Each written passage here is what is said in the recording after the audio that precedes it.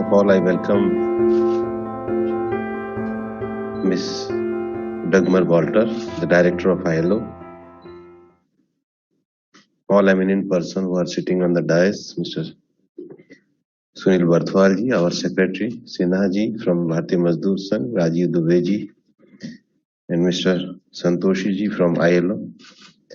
मेरे सामने उपस्थित हमारे मजदूर संगठनों के सभी नेतागण, एम्प्लॉयर रिप्रेजेंटेटिव और विभाग के अधिकारीगण, प्रबुद्ध नागरिकगण, आज जिस डायलॉग के लिए हम लोग यहाँ आए हैं ये बहुत इम्पोर्टेंट है, क्योंकि कोविड-19 के बाद हम लोग किस अप्रोच के साथ श्रमिक वर्ग के अंदर काम करें। और जैसा कि आईएलओ के प्रेजेंटेशन में भी बताया गया कि जो फ्यूचरिस्टिक अप्रोच है, जिसमें कैपेसिटी बिल्डिंग की आवश्यकता है, ऑक्यूपेशनल सेफ्टी की आवश्यकता है, ग्रीन जॉब्स की आवश्यकता है, और उसके साथ ही साथ जो प्रिवेंटिव मेजर्स हैं उनको लेने की आवश्यकता है। और उसके लिए मुझे लगता है आज के पूरे दिन की बातचीत का जो डायलॉग शुरू किया गया है वो अपने आप में अच्छे सुझाव के साथ एक अच्छे निष्कर्ष पे पहुंचेगा। हमारे मजदूर संघ के साथी ने एक विषय कहा और मेरे को लगता है कि हमें सबसे पहले डायलॉग से अनपार्लियामेंट्री वर्ड्स को हटा देना चाहिए। तो मजदूर संगठन कोई न्यूसेंस नहीं होते हैं, न सरकार का ऐसा मानना है, न मेरा मानना है, और न ऐसा हो सकता है। मैं बहुत स्पष्टता के साथ कह रहा हूं। इसलिए कोई भी मजदूर संगठन इस देश में धारणा ना रखें। मजदूर संगठन हमारे सम्मानित प्रतिनिधि होते हैं। मजदूर संगठन देश के साथ मिलकर के काम करते हैं। और आज सुबह ही मैं जब वीवी गिरी की गवर्निंग बॉडी की बैठक ले रहा था एज ए चेयरमैन, तो संयोग की बात है कि आज सुबह ही मैंने वीवी गिरी इंस्टीट्यूट को कहा है कि आप इतनी जो लेबर की स्टडी करते हो, एक सब्जेक्ट पे आप ये स्टडी करो कि हमारा जो लेबर मूवमेंट रहा है उसका हमारे देश की आजादी में क्या योगदान रहा है। Is a more nationalistic movement था, ग्रास रूट मूवमेंट था, और जिसने देश की आजादी में योगदान दिया है। तो जब हम लेबर की बाकी पॉलिसी करते हैं तो हम लेबर का वास्तव में भारत को बनाने में क्या कंट्रीब्यूशन है उसकी भी स्टडी करना चाहिए। और आज ही हमने वो सब्जेक्ट तय किया है। सरकार हमेशा ट्रेड यूनियन से बात करने के लिए पूरी तरीके से ओपन रहती है। अभी अगर कोविड के बाद कैपेसिटी बिल्डिंग की बात की जाए तो हमारे देश में हमारे श्रम मंत्रालय में दो बड़े विषय हैं, ईएसआईसी का और प्रोविडेंट फंड का। चाहे वहां पर आईएलओ के इस डायलॉग में जो कहा हो, आप इंफॉर्मेशन टेक्नोलॉजी का प्रयोग करें। हम बहुत तेजी से एक सब कमेटी बना के उस पर काम कर रहे हैं। उनके वर्कर्स की कैपेसिटी बिल्डिंग के मेजर्स के लिए आप करें, उसके लिए हम लोग काम कर रहे हैं। पेंशन योजनाओं के लिए आप बात करिए तो उसके लिए हम लोग काम कर रहे हैं। और डिस्प्यूट रिजोल्यूशन सिस्टम हमारा बहुत एफिशिएंट होना चाहिए, उसके लिए भी हम लोग काम कर रहे हैं। और ये जो काम कर रहे हैं ये हम ट्राई पार्टी में ही कर रहे हैं। हमारी जो सब कमेटीज हैं, जो हमने प्रोविडेंट फंड में निर्णय भी लिया है, उसमें हमारे मंत्रालय के लोग भी हैं, एम्प्लॉय भी हैं, एम्प्लॉयर भी हैं। और मेरा ये मानना है कि कोविड-19 के बाद जो सबसे बड़ी चुनौती हमारे पास है कि भविष्य में भी अगर इस तरह के संकट आएंगे तो उससे निपटारा करने के लिए प्रिवेंटिव और क्यूरेटिव दोनों तरह की मेडिकल सिस्टम पे हमको जाना पड़ेगा। और इसीलिए इस बार ईएसआईसी की जब हमारी मीटिंग हुई तो हमने ईएसआईसी की मीटिंग में बोर्ड ने सर्वसम्मति से एक निर्णय पास किया है। और इस प्रोजेक्ट को हमने एक पायलट प्रोजेक्ट के रूप में शुरू किया है। पायलट प्रोजेक्ट के रूप ईएसआईसी के 4 अस्पतालों में ये शुरू करा है। हमारा कलकत्ता का जोका का अस्पताल, हैदराबाद का, हमारे फरीदाबाद का और हमारा चौथा अहमदाबाद का। कि हमने जो हमारे ईएसआईसी के 3.5 करोड़ आईपी हैं, 12 करोड़ हमारे डिपेंडेंट लोग हैं, हमने पहली बार ये करा है कि इस साल में एक बार 40 साल से ऊपर के जो हमारे मजदूर हैं उनका फ्री हेल्थ चेकअप अनिवार्य हम लोग करेंगे। क्योंकि ऑक्यूपेशनल सेफ्टी और ऑक्यूपेशनल स्टैंडर्ड की जब हम बात करते हैं तो हमें वास्तव में ऑक्यूपेशनल डिसीजेस का भी पता करना चाहिए एक क्षेत्र में रहने वाले मजदूरों के लिए, और उसी के हिसाब से हमें उस पर्टिकुलर डिजीज भी अगर हमें उस क्षेत्र में ध्यान में आती है तो उसके प्रिवेंटिव मेजर्स हमको लेने पड़ेंगे। हमें उनको उस तरीके से उनकी कैपेसिटी बिल्डिंग, उनके मजदूरों का श्रम और स्वास्थ्य ठीक रहे।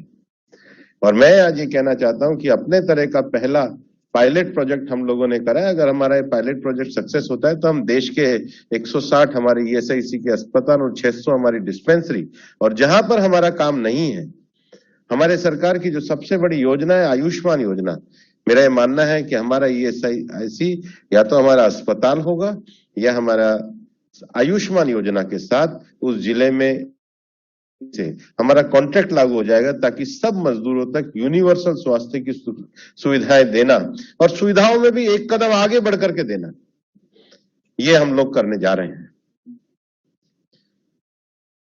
तीसरा एक और विषय है, हम जो नए कोड लेकर के आए हैं, लेकिन मैं आज इस आईएलओ के मन से भी हमारे देश के सभी ट्रेड यूनियन फेडरेशंस को धन्यवाद भी देना चाहूंगा कि उन्होंने एक साथ आकर के मेरे साथ बैठक करी और रिकॉर्ड के रूप में ये सरकार के साथ मिलकर के कि एक हमारा पूरा अनऑर्गेनाइज सेक्टर का एक डाटा बनना चाहिए।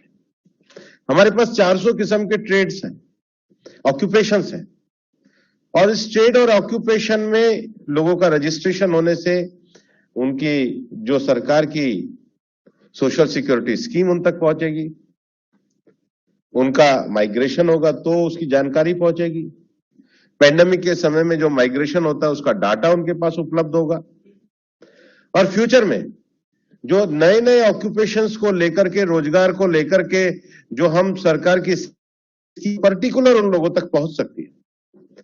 कोविड को खत्म होने के बाद सरकार के द्वारा रोजगार में ग्रामीण रोजगार के लिए हम कार्य दिवसों की वृद्धि करी, वहीं एक बड़ी योजना हम शहरी क्षेत्र में जो हमारे अनऑर्गेनाइज सेक्टर के लोग जो ठेला, रेहड़ी, खोमचा, ये जो लोग काम करते हैं, इसके लिए हम स्वनिधि योजना लेकर के आए। और स्ट्रीट वेंडर के लिए स्वनिधि योजना से बड़ी कोई इकोनॉमिक गारंटी की एश्योरेंस स्कीम मुझे नहीं लगता है कि किसी देश ने कोविड के बाद इस प्रकार से चलाई। आज उस योजना को अगर हम लागू करना चाहते हैं तो मेरा मानना है कि हमारे पास एक पर्याप्त डाटा होना चाहिए और एविडेंस बेस्ड पॉलिसी और लास्ट माइल डिलीवरी, इस पर हम पूरी तरीके से प्रतिबद्ध हैं, सबके कल्याण के लिए प्रतिबद्ध हैं। आप लोगों ने जो सारे एस्पेक्ट अपने आईएलओ के डायलॉग में रखे हैं, चाहे वो इकोनॉमिक ग्रोथ का विषय हो, प्रोटेक्शन ऑफ वर्कर का विषय हो, सोशल डायलॉग का विषय हो, सोशल प्रोटेक्शन का विषय हो, हम जो अपने नए कानूनों के अंतर्गत जो सोशल सिक्योरिटी that दायरा केवल हमारे संगठित क्षेत्रों के आईपीएस को है, उसको बढ़ा करके हम अनऑर्गेनाइज वर्कर को भी ले जाना चाहते हैं। हमारा कमिटमेंट है ये। और देश के रोजगार के क्षेत्र में अभी तक तो हम जो डाटा हिंदुस्तान में करते थे वो कितना कार्यबल की आवश्यकता है, लेकिन सेक्टर वाइज एग्रीकल्चर सेक्टर के अलावा अगर नॉन एग्रीकल्चर सेक्टर से, तो नॉन एग्रीकल्चर सेक्टर में वो कौन से 9 सेक्टर हैं जिसमें रोजगार की ग्रोथ हो सकती है, उसको स्किल के साथ जोड़ा जा सकता है, उसको सोशल सिक्योरिटी के साथ जोड़ा जा सकता है। इस पर पूरी तरीके से काम कर रही है और हमारे लेबर ब्यूरो हर तिमाही अब 2 सर्वे प्रकाशित करने के काम पे लग गया। एक तो हमने कर भी लिया है, ऑर्गेनाइज सेक्टर मतलब जिस इंडस्ट्रियल सेक्टर में 10 से ज्यादा वर्कर हैं वहां पर हमारे रोजगार के बढ़ने की क्या संभावना है। अब अनऑर्गेनाइज सेक्टर मतलब 10 से कम वाला जो क्षेत्र है उस पर भी हमारा एरिया बेस्ड सर्वे शुरू हो गया है, और ये एक ऐसा ऑथेंटिक डाटा होगा जो देश के रोजगार को बढ़ाने में एक बड़ा काम करेगा।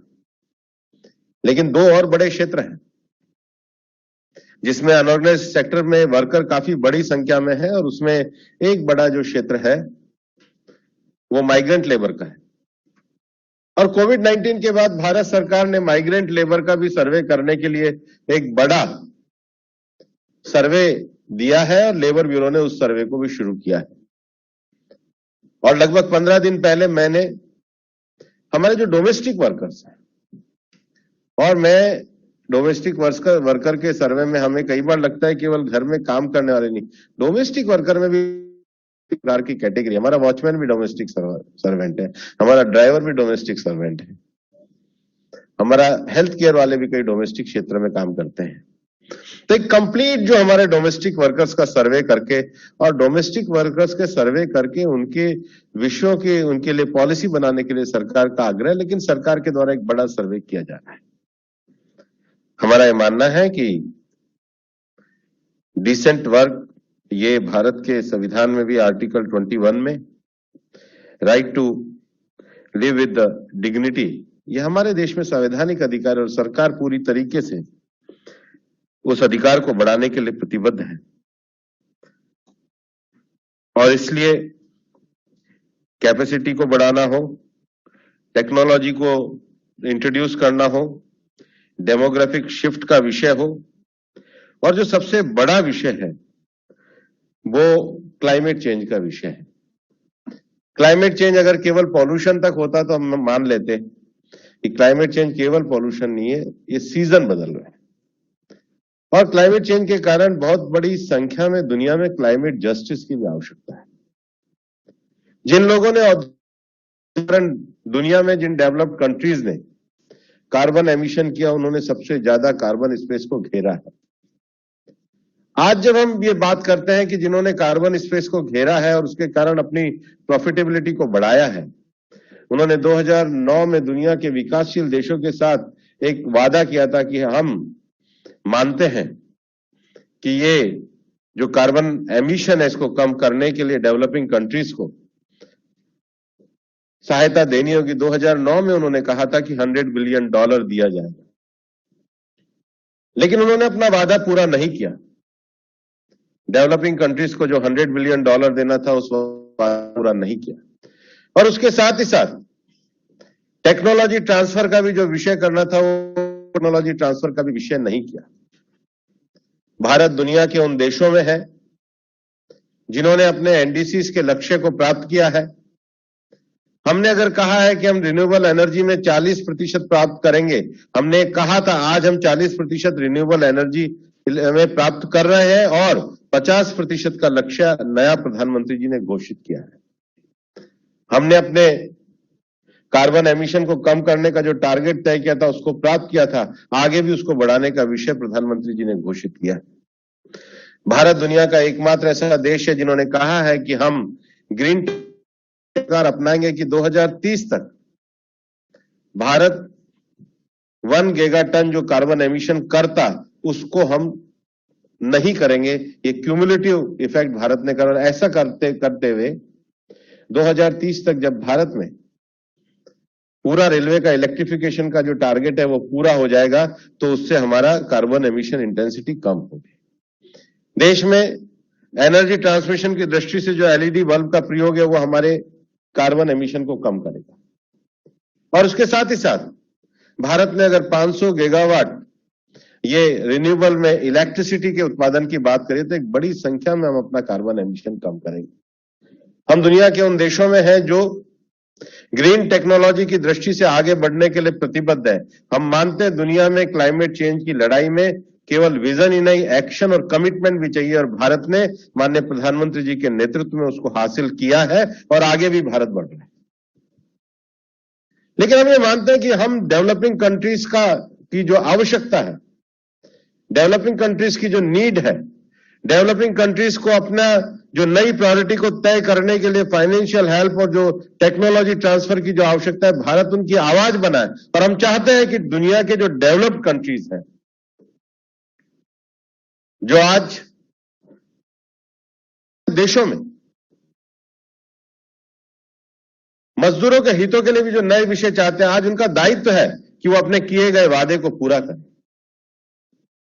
और इसलिए हम क्लाइमेट चेंज की लड़ाई में पूरी तरीके से प्रतिबद्ध है और हम जानते हैं कि दुनिया में ये जो सबसे बड़ी चुनौती क्लाइमेट चेंज की है, इसको लड़ने के लिए सरकार की प्रतिबद्धता, technology transfer, capacity building, digital क्रांति को बढ़ावा देना, ये सब विषयों को आगे बढ़ाने की आवश्यकता है, लेकिन ये सब विषय समान रूप से आने चाहिए।